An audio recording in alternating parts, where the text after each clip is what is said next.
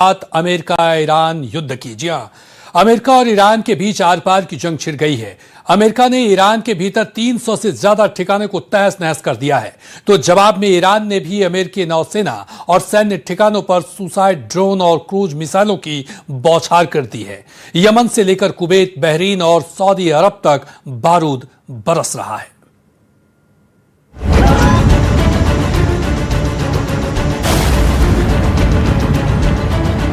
आसमान में मिसाइलों की गर्जना, बारूदी धमाकों से कांप गई धरती, आसमान से मौत का तांडव।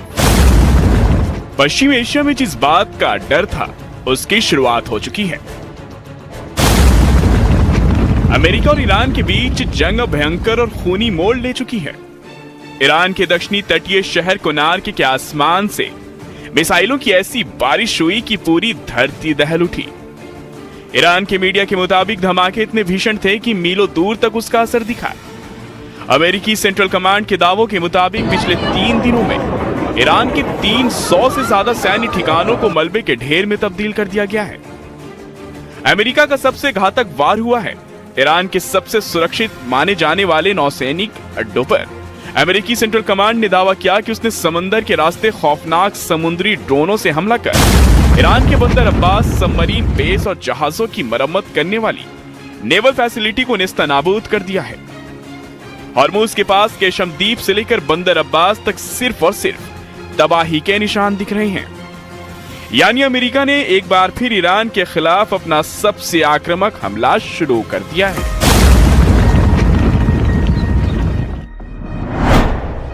ट्रंप की ईरान को धमकी, फिर मारेंगे तबाही लाएंगे।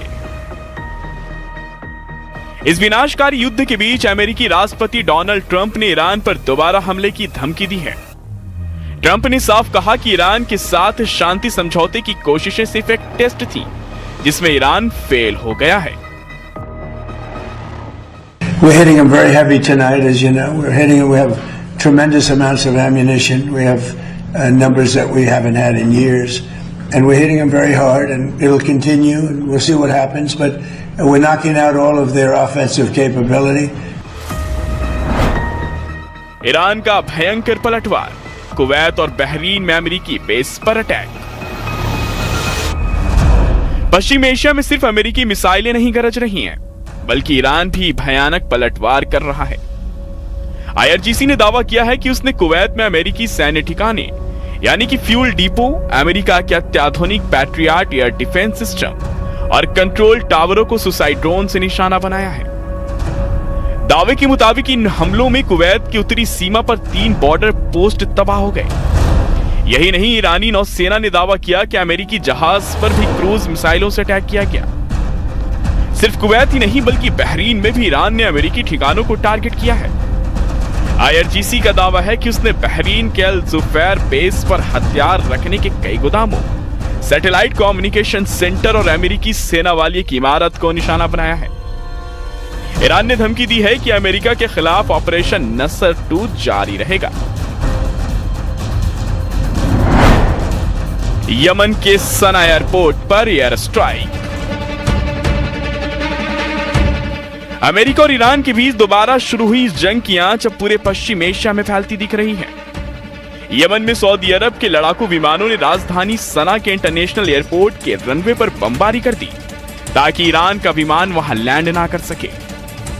गुस्से में तमतमाए हूथी विद्रोहियों ने अब सीधे सऊदी अरब के खिलाफ मोर्चा खोल दिया है। हूथी विद्रोहियों ने सऊदी अरब के आभा इंटरनेशनल एयरपोर्ट पर कई बैलिस्टिक मिसाइलें और ड्रोन दागने का दावा किया है। वहीं दक्षिणी ईरान के मह शहर में एक वाटर प्रोजेक्ट पर हुए हमले में आम नागरिक भी मारे जा रहे हैं। पहले वार फिर पलटवार, अब धमकी, यानी युद्ध का फिर से तबाही वाला दौर शुरू हो चुका है, जिसका असर सिर्फ पश्चिम एशिया में ही नहीं बल्कि विश्व के कई देशों में दिखेगा।